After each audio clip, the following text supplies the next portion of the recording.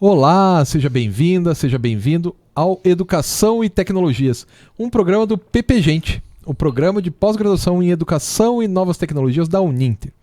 E, como você já deve saber, toda semana eu trago alguém aqui para discutir, para conversar, para bater um papo sobre educação ou sobre tecnologia e, na maior parte das vezes, sobre educação e tecnologia, né? Então, educação, tecnologia e tudo o que está no meio disso tudo. E estou aqui agora com o meu amigo Guilherme Caldas. Muito boa tarde. Boa tarde, boa noite, bom... Dependendo do horário, né? Não que a pessoa é? Porque depois vai pro YouTube, na televisão então... passa ao 12:30. Então dá um de Galvão Bueno e bem amigos, né? Isso, uma coisa assim e tal. E é bem legal estar aqui com você e tal, porque a gente divide uma geração, né? Então você é designer, artista, publicitário, professor, mestre, doutor, bicicleteiro. Essa talvez seja a parte mais... Essa é a que eu mais lembro de dizer para as pessoas. Né? Isso, é a que... Não é que me define. Mas sim, né? A gente acaba se metendo em tanta coisa, né, cara? Tava falando de reunir documentos, essa coisa de Lattes que a gente tem que fazer e tal. E para lembrar, né? E não é por uma questão de fazer muita coisa, é a questão da mente. E a gente tá ficando velho, né? Então parece que tem muita coisa que a gente fez. Uns mais do que outros, né? Isso. Eu fui no banco esses dias aí, e o menino falando assim, o menino devia ter uns 23 anos, assim, ele falou, não, porque eu já trabalhei 4 anos num lugar. Boa. Eu falei, tá. Daí eu olhei pra ele e falei, olha, pra eu formar um doutor são 4 anos. Em 4 anos eu consigo formar um doutor só. Assim, não sendo arrogante, que o menino tá começando, né? Tem 23 e tal. Pra ele, 4 anos é muita coisa. É muita coisa, Porque quando ele começou, ele tinha 19. E 4 anos antes do 19, tinha 15, né? Sim. Então faz sentido, mas como que o tempo muda quando a gente vai envelhecendo, né? Que é uma coisa bacana. Sim. Mas, como eu sempre faço aqui, a primeira pergunta de todas é sobre a trajetória da pessoa. Porque... muita gente acha que a gente já nasce pronto, né? Eu já nasci pós-doutor em tecnologia. E não é verdadeiro. Eu tive uma trajetória, em alguns momentos sofrida, em alguns momentos tumultuada, em alguns momentos fáceis, em alguns momentos divertido e tal. E eu queria que você contasse pra galera aí como que foi a sua trajetória. Desde lá, sei lá, do ensino fundamental até chegar a ser professor, depois doutor e tal. Eu estava comentando antes, né, de começar a gravar, né? Que eu estava pensando nisso ontem, eu acho. Que às vezes me dá essa sensação, uma coisa da idade, eu estava pensando, né? De que eu sou só uma versão atual do que eu sempre fui. Assim, é uma coisa meio... o que para mim é uma coisa estranha e eu às vezes tenho que fazer um certo esforço para olhar e não tem nada a ver, né? Minha própria atuação como ilustrador para publicidade, né? As coisas isso é uma coisa que eu falo para os meus alunos, né? Um dia eu vou criar coragem de mostrar para eles o meu primeiro storyboard, que é ruim, rapaz. É ruim demais, rapaz. E assim eu não estou sendo modesto, cara. É muito, muito, muito ruim. Enfim, mas eu acho que a minha trajetória tem a ver com o fato... Eu sempre tive esse preconceito com a escola de artes, né? Eu sou formado em artes plásticas, de que a pessoa vai ser artista porque ela é ruim no futebol, entendeu? E eu não era só ruim no futebol, era ruim em tudo, assim. Então, mas eu tinha uma certa desenvoltura pro desenho, tal, né? Isso. Interesse, né? Fazia com que eu sobressaísse um pouquinho, tal. E aí meio como naquela história dos saltimbancos, né? Eu não sabia o que ia ser, não sabia fazer outra coisa se fosse artista, entendeu? Era uma coisa meio, para mim foi uma coisa meio natural. O que foi bom, porque eu tive poucas dúvidas sobre o que eu era a fim de fazer. Por outro lado, foi complicado, porque eu tive uma passagem, apesar de tudo, uma passagem um pouco problemática pela graduação. Né? Por quê? Porque eu entrei na Escola de Comunicações e Artes no início dos anos 90. Então, lá em São Paulo? Em São Paulo, isso. Na USP, isso. E ali duas coisas aconteceram mais ou menos, né, ao mesmo tempo em campos diferentes e convergiram ali, né, para eu estar naquela coisa ali naquele momento. Uma delas foi o início daquilo que eu chamei na minha tese de o grande sono.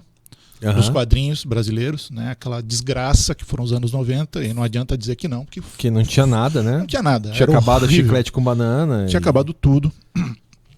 Mas em 1992, que foi o ano que eu entrei, isso ainda não estava claro.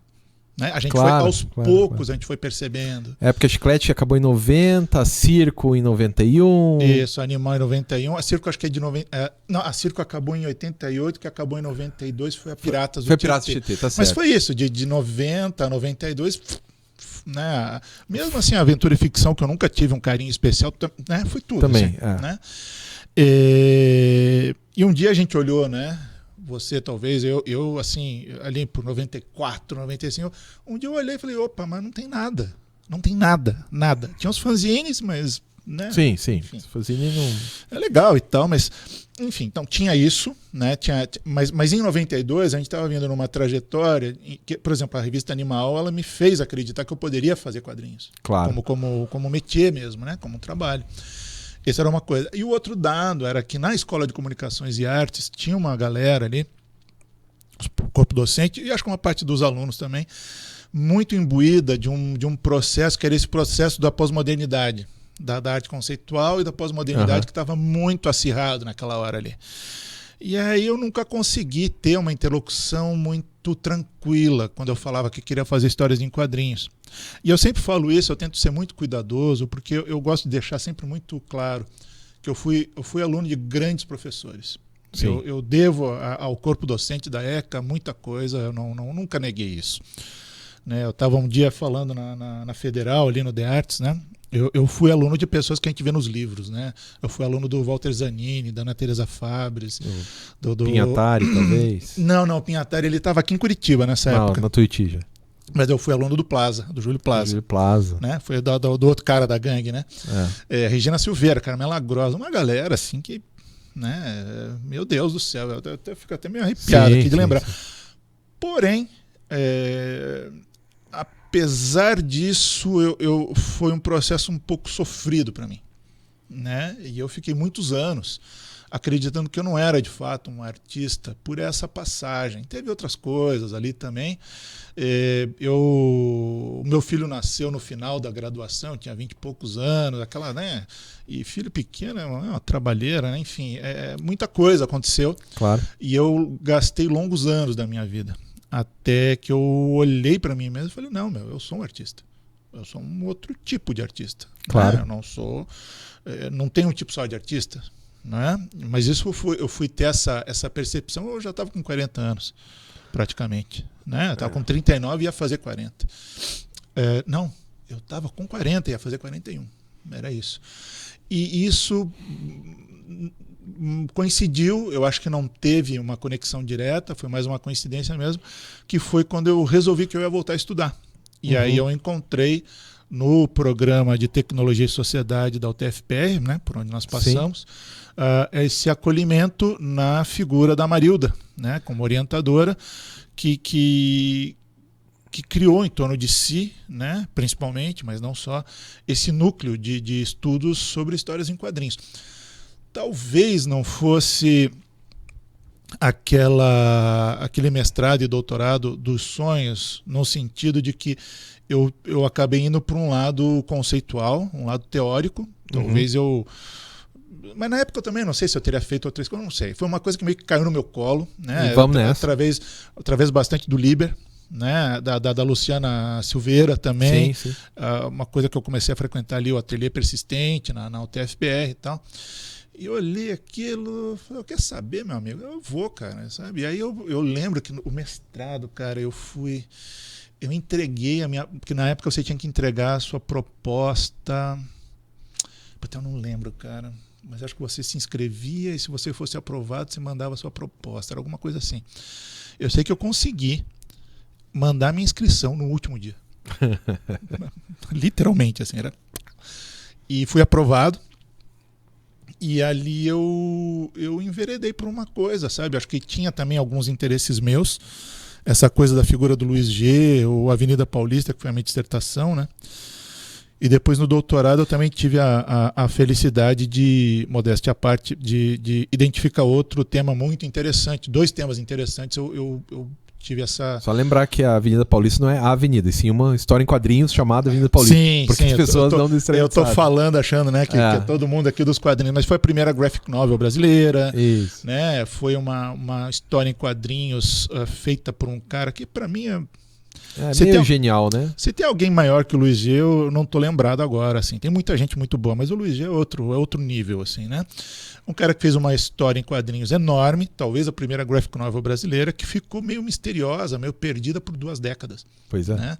E eu, por acaso, por um golpe assim, de sorte, eu tive acesso a isso lá por causa da ECA, porque eu era aluno da ECA. E aí eu achava aquilo tudo muito intrigante, né? E aí fiz essa pesquisa, eu acho que foi um processo, para mim foi muito rico, assim, eu acho que eu me pude levar muita coisa depois. E no doutorado também a coisa da pesquisa sobre a revista Animal. Feio, né? Forte, Formal. Feio, Forte, Formal. E uma questão assim que é... então assim, uma parte é mérito meu, sem modéstia. E a outra parte é o seguinte, né, meu amigo? Você quer... A parte boa de você pesquisar quadrinhos é que a sensação que eu tenho, pelo menos, é que é tudo inédito, né, cara? Não tem pesquisa. Lá tem uma galera se moendo para reverter isso, mas quantos somos, né? Não muitos, né? Bom, pense que quando eu fiz meu mestrado, não era tecnologia e sociedade, era só tecnologia. Eixa. Eu não fui o primeiro a fazer o mestrado sobre quadrinhos, mas eu fui o primeiro aluno da Marisa que concluiu o doutorado sobre quadrinhos. Olha que só. o Liber fez antes de mim, né? Mas ele demorou um tempo até entrar no doutorado. Uhum. E ainda no doutorado ainda ficou mais tempo. Uhum. E ele entrou no doutorado e eu não tinha... Eu já tinha saído do meu doutorado quando ele entrou. E ele ainda ficou 5 anos no doutorado, ficou um ano a mais ainda. Uhum. Então, de todos nós, tirando a própria Marida, eu sou o mais velho. Isso é muito triste em alguns momentos. A gente paga um preço pelo pioneirismo, né? Assim, já tinha o Paulo, já tinha o Valdomiro, claro, mas tudo estava em São Paulo, né? Sim, o Cirne, né? Pelo amor de Deus. Né? O Canin. Mas o Cirne e o Canin não, porque eles estavam inacessíveis naquele momento. Você não tinha os livros deles. Ah, olha só. É que teve um ressurgimento do Moacir Cirne, especialmente, agora, né? Agora, mas... E o Canin também não é uma coisa de tantos anos. Assim, em 2008, não tinha. Aí eu consegui o livro do Canin com o Paulo, um xerox, o livro do Cirne que eu tenho, eu consegui comprar num sebo, ele veio tão esbugalhado que eu mandei fazer uma espiral nele, uma espiral de caderno, porque não dava pra ler. Não tinha. O doutorado a lenha, né? Bebíamos água da chuva, dormíamos, né? Isso. E uma dessas coisas assim que a gente tinha que fazer, estávamos desbravando, eu tinha um facão na minha mão e a gente ia... Tanto que, o meu mestrado ainda tem a história das histórias em quadrinhos. Aí tem a linguagem dos quadrinhos, porque não tinha, eu tive que fazer, né? O que me ajudou bastante, claro, mas... É bom, né? Mas quando a gente tem que explicar o óbvio, né? O que deveria ser básico, né? É bom que eu uso com meus alunos do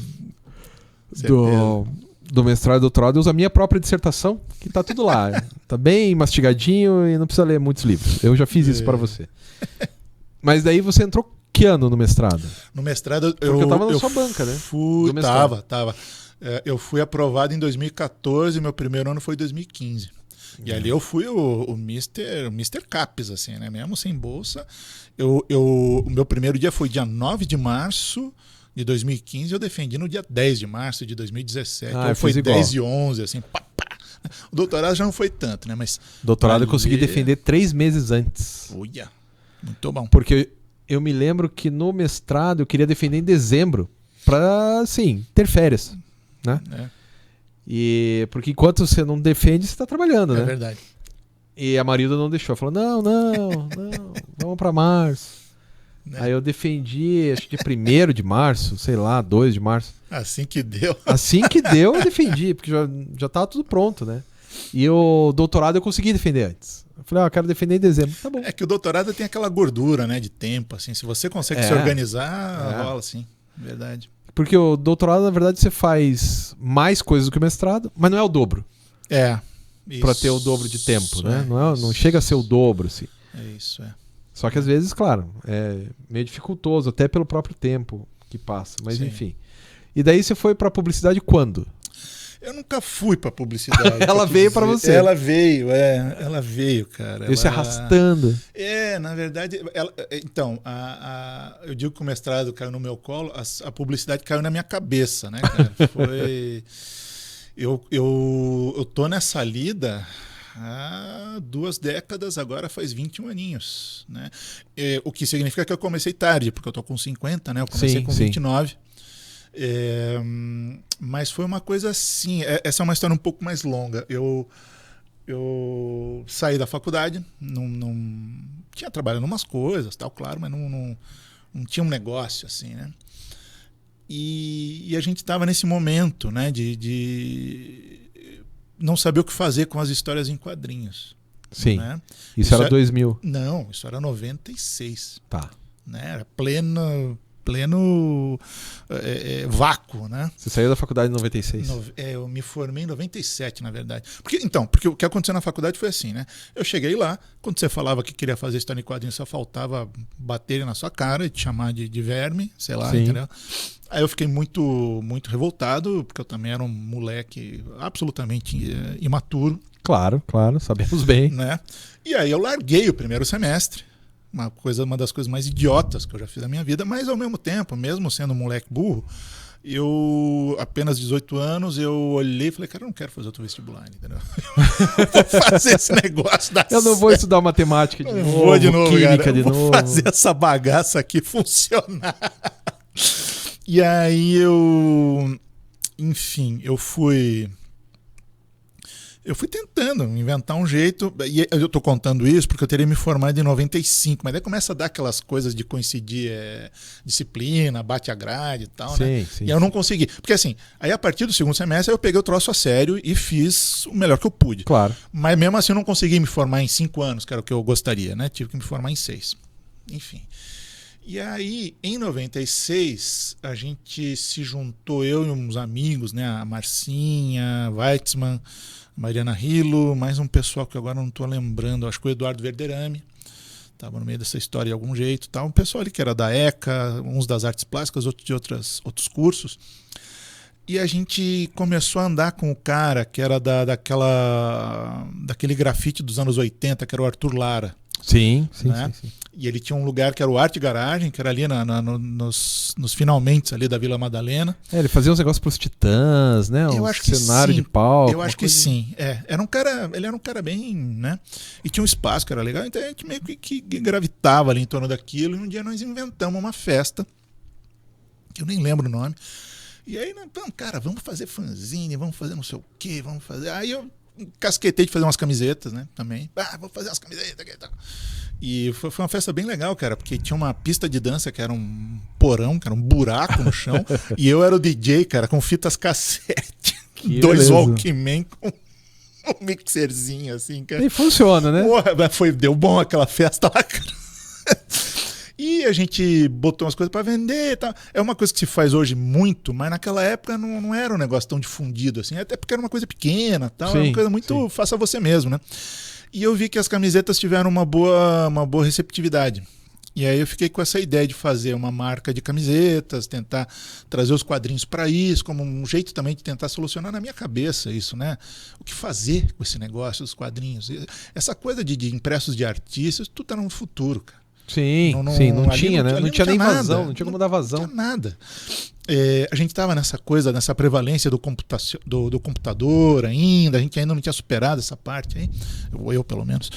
E aí fiquei com esse negócio, e aí fizemos, com muitas andanças, a partir também de uma vivência que eu tinha com os fanzines, a Candyland. Sim. Acho que é bom explicar o que é Candyland.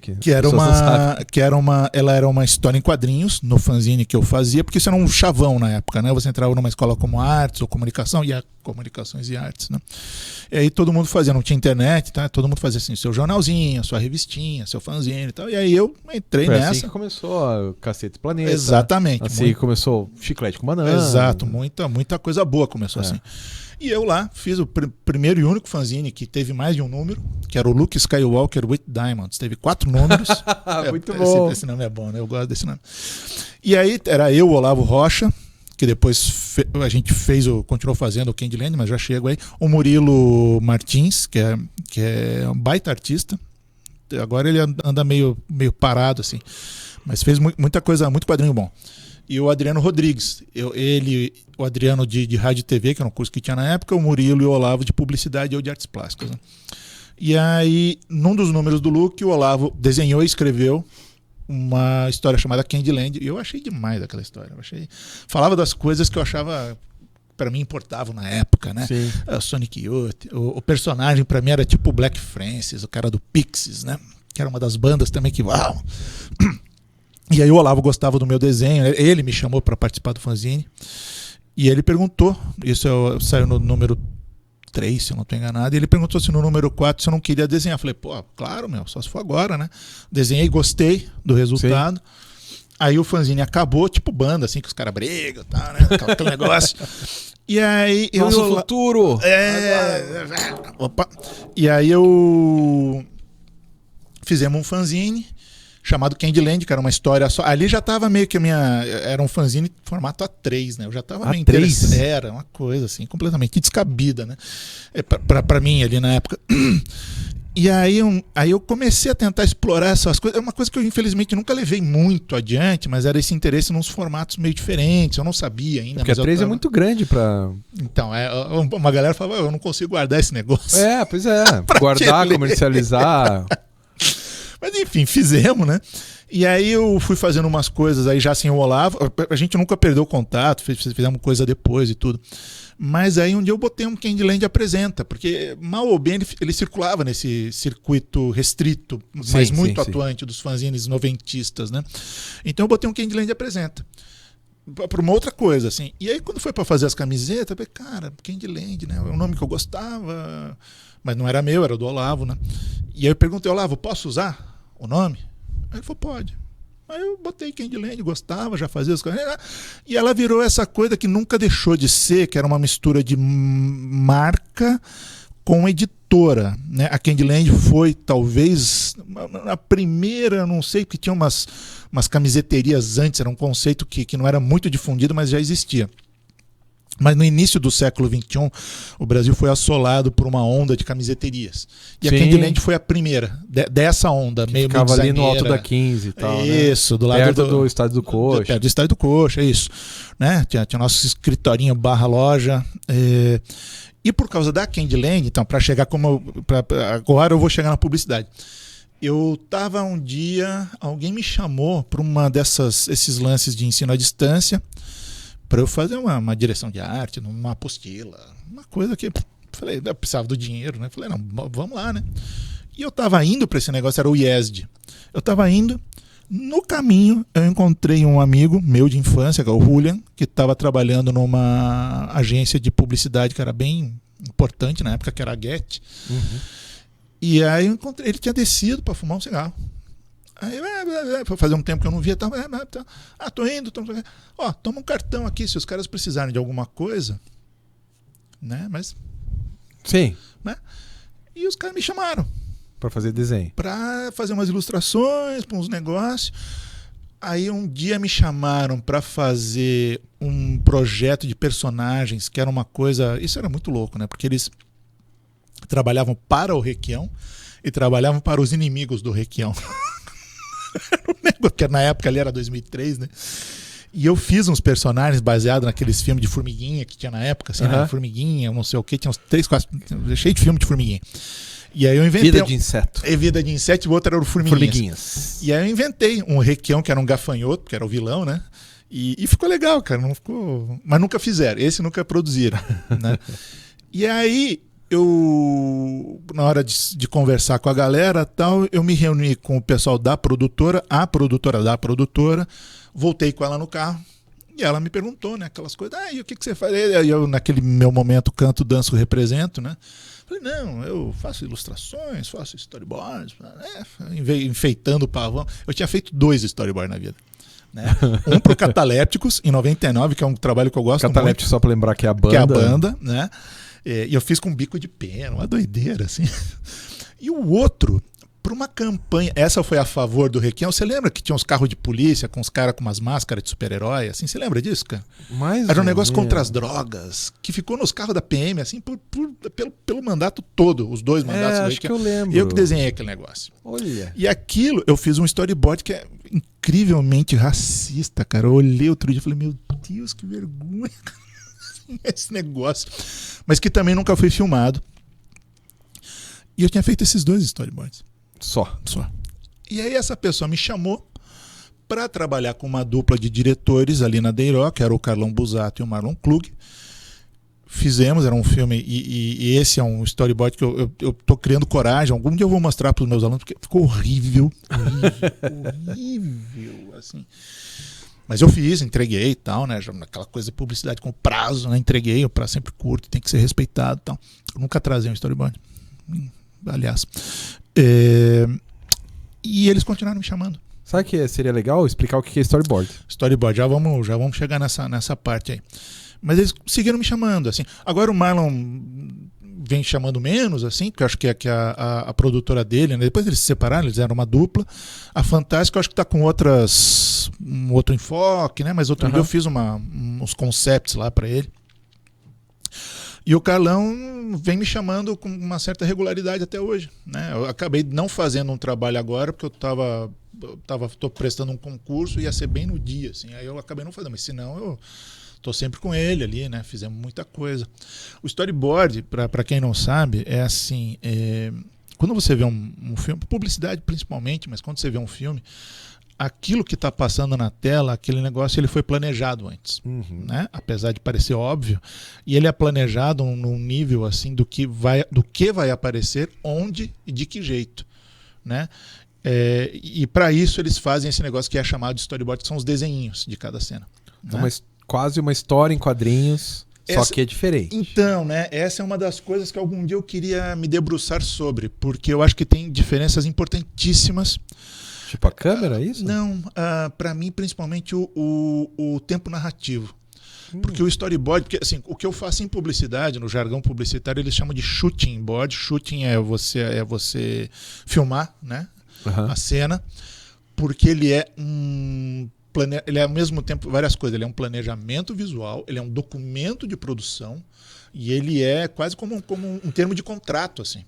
Né? Porque se o filme não der certo, o cara vai mostrar, nossa, você aprovou, tá aqui, sim, aqui o shooting board. Isso eu nunca tinha pensado, em termos de contrato, nunca tinha pensado. Faz isso. Porque o que acontece, né? Na publicidade, em outros ramos também, mas na publicidade existem expectativas muito grandes de ganho financeiro e uma necessidade que vem disso daí de controle imensa. Além disso, tem o trabalho de muita gente envolvida, muitos trabalhos diferentes envolvidos. E aí o Carlão foi um cara que me falou uma vez, anos já estava fazendo isso, ele falou, cara, a coisa mais fácil que tem é você achar que explicou uma coisa, a pessoa achar que entendeu outra, o cliente achar que não sei o quê. Isso. E o storyboard é esse momento em que as atenções todas elas se voltam para um documento de referência e ele é o primeiro momento em que as pessoas realmente veem o filme. Sim, entendeu? Elas enxergam o filme. Até para discordar de alguma coisa. Claro, né? claro. E serve para isso também, exatamente. né? Exatamente. Entendeu? Então, aquele momento, assim, entender o que é que desenha, né? O que é que desenha, aí sou eu que faço. Né? E daí, assim, se o cara, sei lá, se na sua tomada ele tá filmado de cima para baixo, o cara pode falar, não. De cima para baixo vai desvalorizar o meu produto. Isso. Eu quero que filme de baixo para cima. Isso acontece muito. Existem, né, por exemplo, teve um que eu fiz que era a premissa meio, né, que o cara ele usa um shampoo para a mulher e aí ele fica com o cabelo de modelo internacional. Assim. E isso é sexista, mas se você encarar isso como era o Dove Men Care, que era um shampoo para homens, né, é sexista, mas se você encarar como uma tiração de sarro com a indústria do glamour, fica engraçado, né?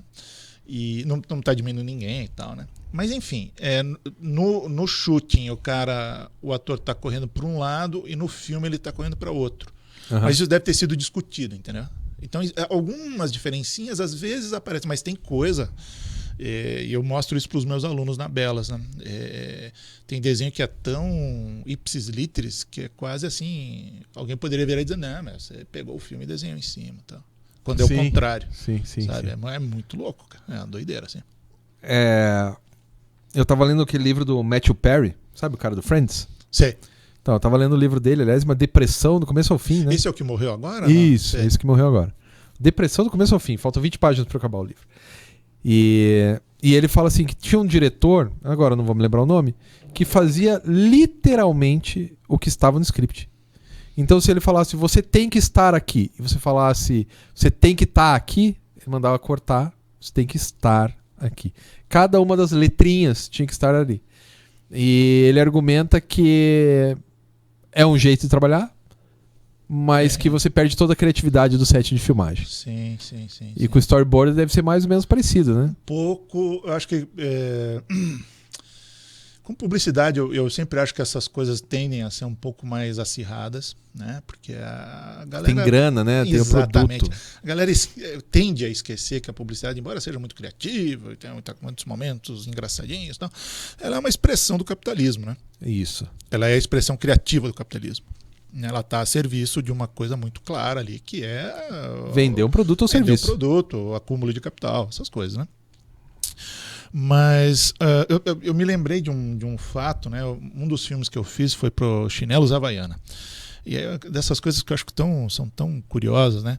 Tem esse cara, que eu sou um super ignorante, que é um cantor colombiano chamado Maluma, que eu nunca tinha ouvido falar, e nunca mais vi depois disso, mas o cara é um super sucesso, com bilhões de visualizações no YouTube. Uma coisa assim, gigantesca. Tipo, sabe, Ivete Sangalo é Gandula, assim, perto, sabe? É um negócio impressionante mesmo. E eu nunca tinha ouvido falar. Eu nunca ouvi falar também. E a Maluma tá bem, viu? Não precisa da nossa... não precisa da minha audiência. Ele tá legal. Tá bem. Mas assim, eu tô falando isso porque o cara é gigantesco, cara imenso, né? Eu digo, né? A figura, assim. E alguém lá da agência, eu acho, ou era do cliente, agora eu não lembro, começou a implicar com os negócios, olha, né? Aí o Maluma, pelos relatos que eu ouvi, assim, era um cara todo profissional, tava na hora, era pra fazer, ele fazia. Senão não fica gigante também, né? Também, né? Eu acho. Mas ele virou uma hora, deve ter se enchido, ele falou, olha, vocês pediram o Maluma, eu estou lhes dando o Maluma. Entendeu? Tipo, minha filha, né? Porra, dá um tempo, meu. Eu não sei o que era o problema, entendeu? Mas assim, alguém como uma Maluma, pensa assim, um Lulu Santos, uma Ivete Sangalo. Um Pelé. Um Pelé. Tem que virar pra pessoa e virar assim, ó. Não, o Pelé falaria um entende, né? No final ali.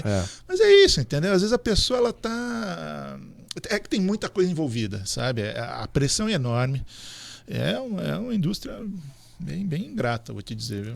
Então, que daí tem uma outra pergunta que eu me preparei para fazer aqui, que é a diferença entre a publicidade e as artes. Que isso é uma coisa que eu já vi você falando, achei muito legal. É uma pergunta muito boa, e porque eu acho que ela pode extrapolar para uma questão que engraça lá na Belas, eu acho que em outras escolas de arte também, que é esse embate entre as artes chamadas maiores e as menores, né? Os quadrinhos, as menores, ilustração e tal, né?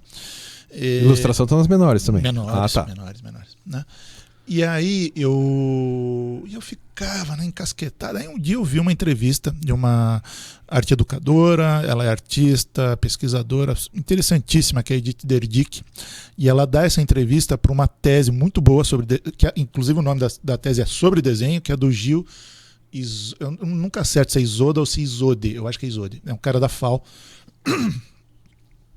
E ela traz uma coisa ali que é o seguinte, né? A diferença do desenho na ilustração e do desenho na arte pura. Ela não usa esse termo, assim, eu não gosto também muito, mas eu nunca consigo achar outra. Mas em arte e em artes aplicadas, mas em ilustração e arte. Qual que é a diferença, né?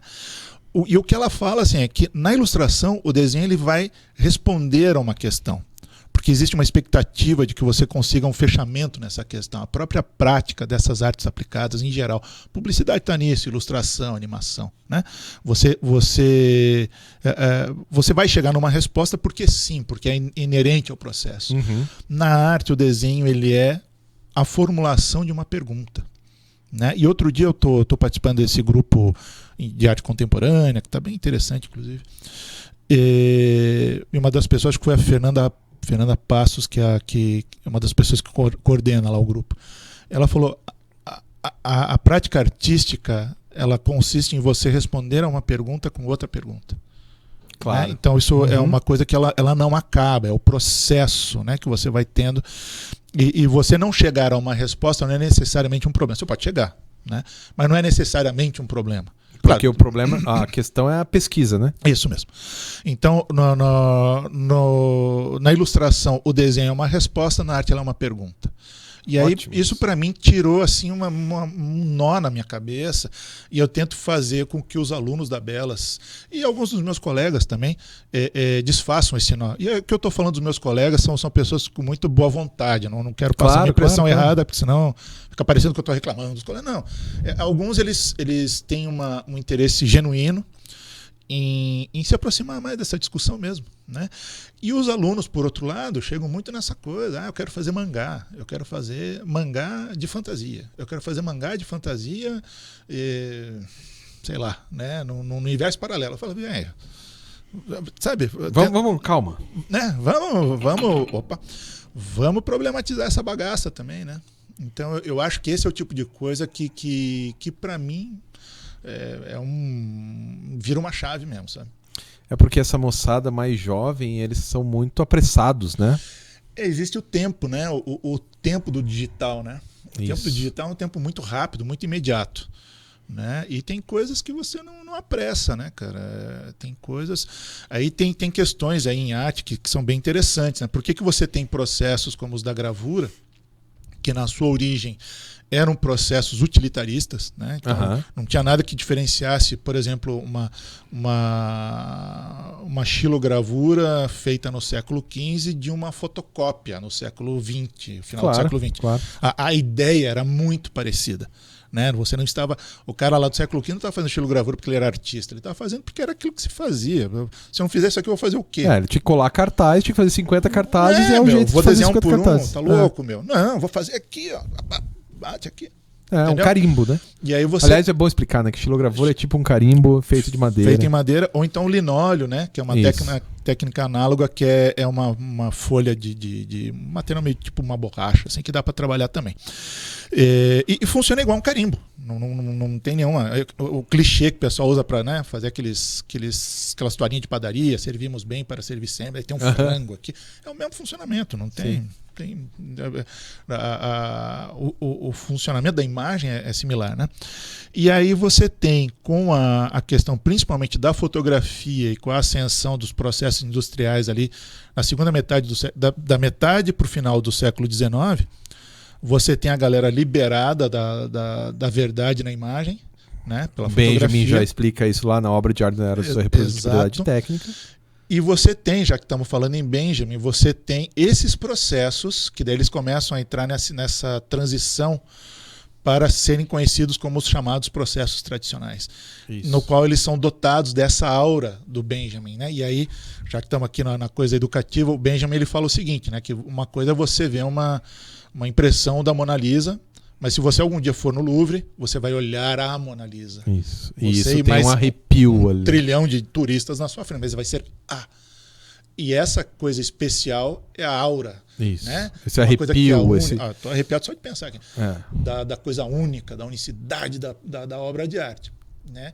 E a gravura, historicamente, ela sempre teve apartada disso. Ela era o reverso da moeda. Né? Só que com essa outra coisa, fotografia, aí offset e tal, né? Esses processos eles começam a ser imbuídos dessa aura pela proximidade da mão do artista. É o artista que mete a goiva é o negócio para fazer a xilogravura, né? É o artista que faz o polimento da pedra para litografia e assim por diante, né? Então, eu não sei porque eu comecei a falar disso, mas... Não, porque para entender a diferença entre a publicidade e a arte, né? É verdade. E isso faz parte do processo artístico. É verdade. Porque a arte hoje, daí essa é uma coisa interessante, depois da fotografia, a arte não é mais o retrato. A arte é o conceito. Ela tem essa... A arte não é mais o belo. Se é que já foi um dia. Não. Essa coisa do belo... Aliás, tem essa oscilação entre o belo e o bizarro, né? Então, o belo e o sublime, né? Que eu acho que é o Kant que fala, e eu lembro de um texto do Wolfling que falava isso, né? O belo é aquilo que nós dominamos e o sublime é o que nos nos domina. Nos domina, né? Coisa do terror, umas considerações legais.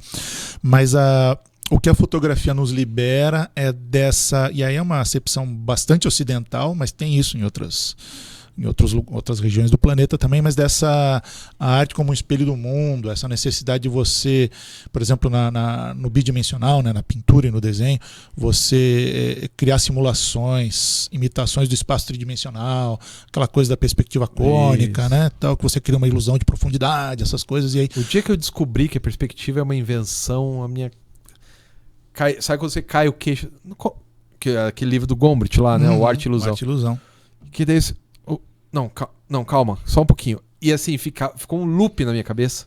Entender que a perspectiva foi inventada, ela não existe.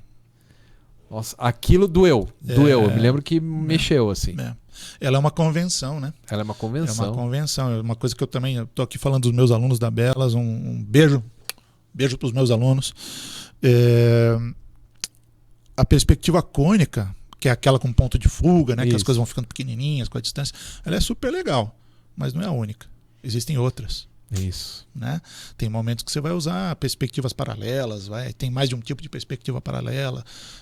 E aí, quando é que eu vou usar uma? Vai depender, né? Depende do que você está querendo fazer. Aí você vai jogar um joguinho bidimensional, ele tem uma tridimensionalidade que não é... Sim, uma tridimensionalidade bidimensional, né? Isso, uma coisa meio esquisita. Um plano que é mais rapidinho, outro que é mais devagarzinho, cria essa sensação de espacialidade. Tem muitos jeitos de você trabalhar isso. E descobri que é uma convenção, eu me lembro que me deu um oi. E a galera esquece, né? Diz com muita facilidade, né? Os alunos entram na Belas com essa coisa do realismo, né? Eu falo, isso aí... Então... Né? Porque assim, pode ser muito bonito, mas será que é arte? Fazer um retrato, será que é arte? Então, né, o que eu falo para eles e o que eu acredito, assim, esse realismo fotográfico é muito legal. Mas né, que eu era professor de desenho lá. Eu não sei fazer, primeiro, então não vou saber ensinar. E outra, você pode ser um artista muito interessante sem passar por isso. Claro. Né? E aí eu sempre gostava de complementar, assim, eu sempre me senti muito mais movido por uma fotografia que parece uma pintura do que pelo oposto. Isso. Uma fotografia que parece um desenho do que um desenho que parece uma fotografia. Né? E eu não estou tirando o mérito de quem é capaz de fazer esse trabalho minucioso. Eu lembro de uns alunos lá na Belas que fazem uns negócios e fala, tem um ex-aluno meu, o André, já até veio aqui, já entrevistei. Ele é um retratista assim. Monstro, né? Monstro, cara, ele faz você certinho, perfeito. Olha, né? Muito legal.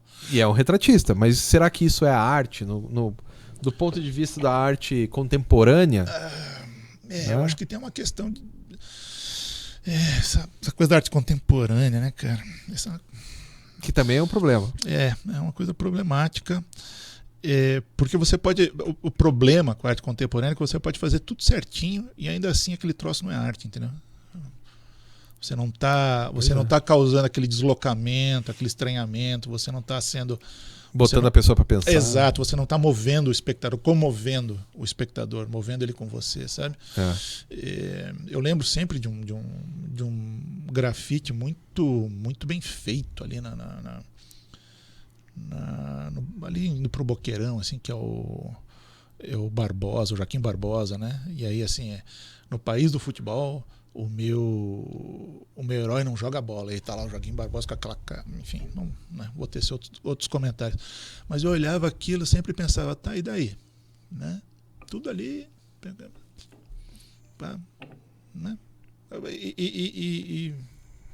Né? Isso. Né? E claro que você pode ser um artista super... eu tô lembrando daquele cara... Ele faz uma vitrine, assim, sapatos novos para não sei quem, é um nome assim. E é uma coisa super louca, assim, é a vitrine, daí você vê o reflexo da rua, mas que estaria atrás do observador. E é uma coisa super fotorrealista, assim, e angustiante, instigante e tal. Você fala, e aí tem outros também, né? Não tô lembrando de outros. O Marcos Beccari também, não sei se ele escutou você. Sim, ele é um baita aquarelista, né? E é realista, né? O trabalho do Beccari. Hiper realista, mas ele consegue ele consegue ele é passar essa arrebentação, né, cara? Ele tem aquele plus a mais, entendeu? Né? Não, o Beccari não é um cara... só um puta aquarelista, ele é um cara que bota a parada ali. Aquilo ali ele é um grande artista. Ele é. pensa, né? Sim. Ele não é um ingênuo, né? Todas as coisas são pensadas e tal.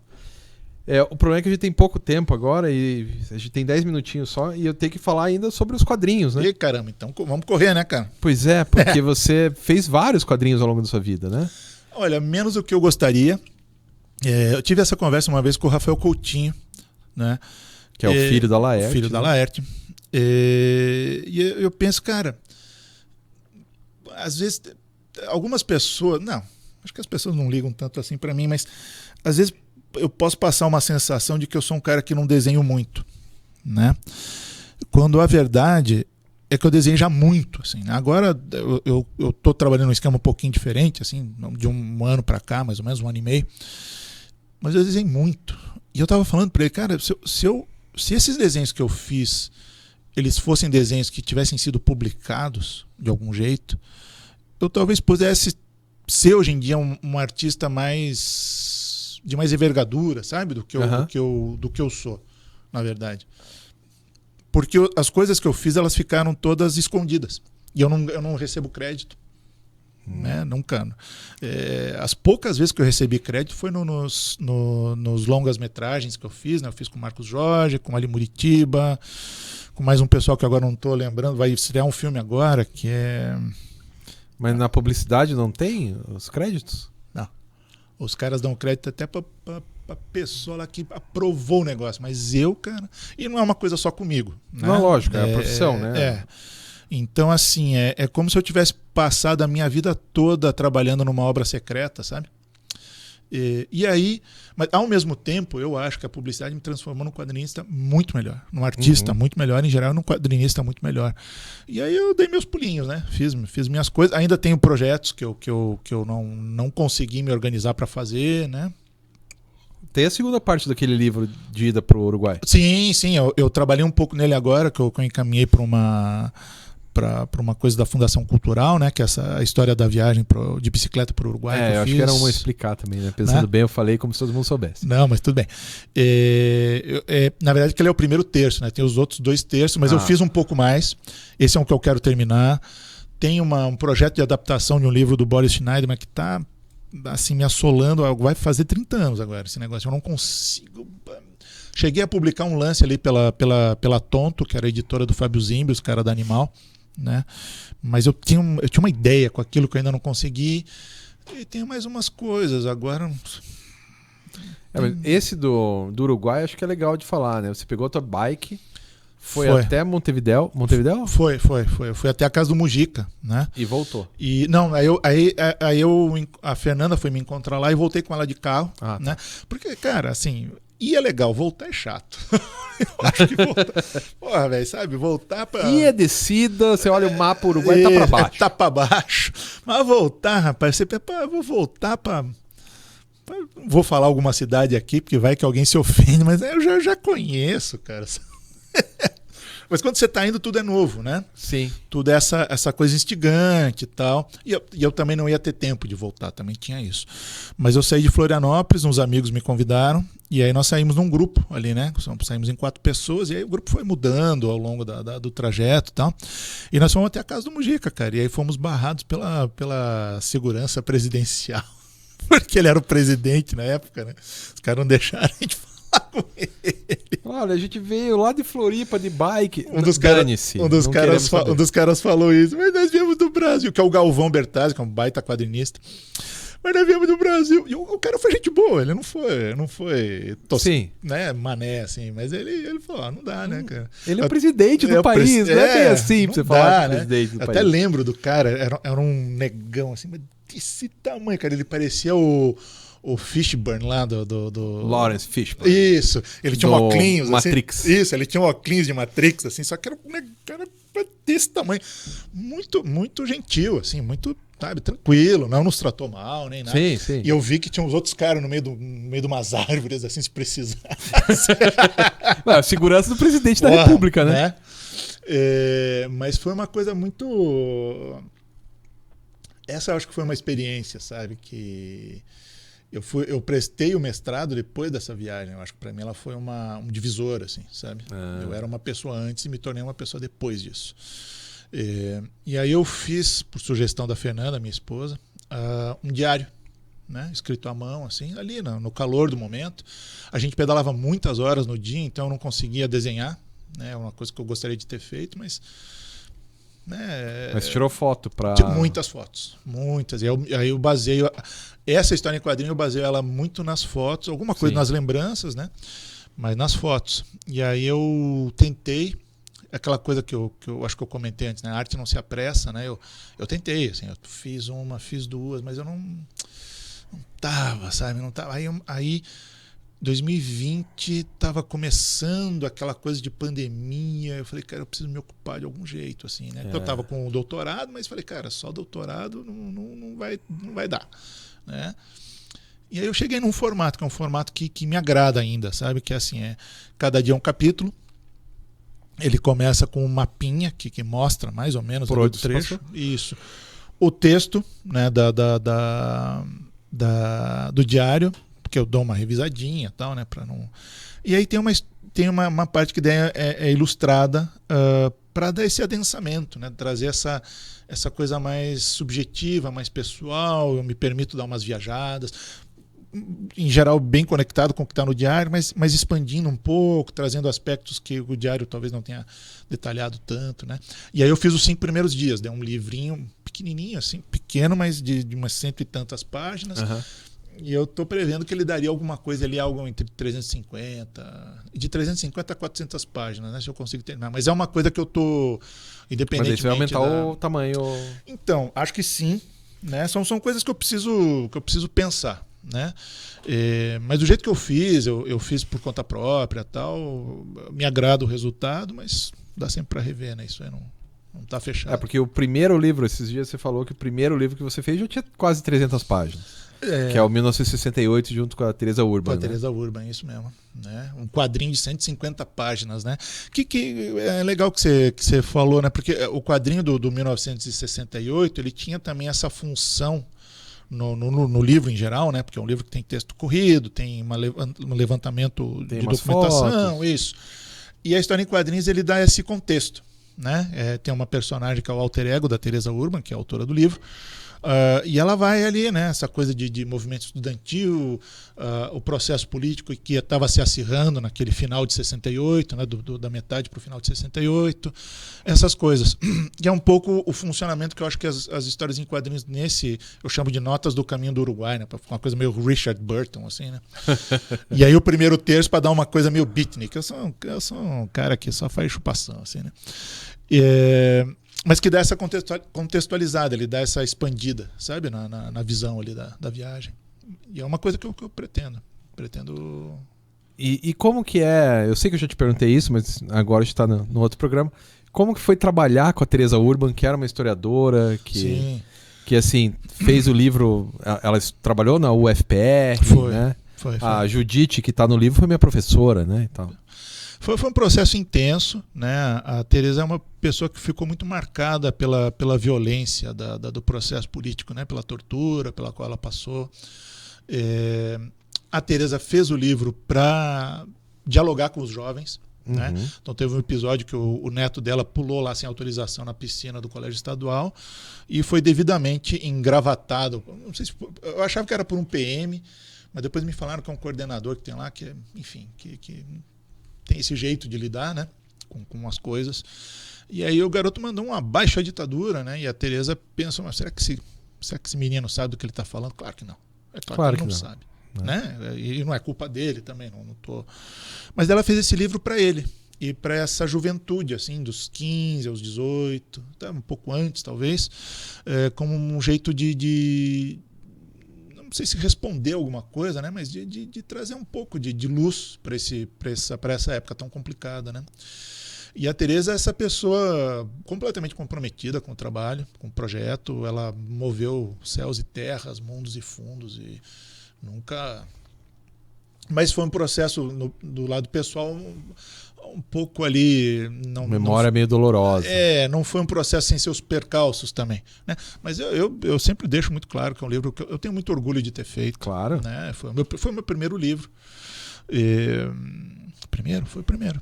E para mim o único problema que eu acho desse livro é que ele é muito menos lido do que deveria, né? Eu acho que ele tinha que ser mais difundido. Né? Mais divulgado. Sim, com certeza. Muito bom, cara, muito bom. O problema é que a gente precisa acabar. Uma pena, tava legal aí, né? Tava. Sempre é divertido porque as pessoas falam bem e tal, mas a gente precisa acabar porque, né, claro. A televisão é assim, claro. Ela demanda tempo, né? E, enfim, é isso. Então eu queria agradecer, valeu mesmo por ter vindo aí, a gente vai se encontrar várias outras vezes. Quando sair o seu novo livro, você vem aqui para falar sobre ele e tal. Com certeza. E é isso. Então, pessoal, até a próxima. Semana que vem a gente volta com mais alguém bem legal falando sobre tecnologia e sociedade. Até mais. Valeu.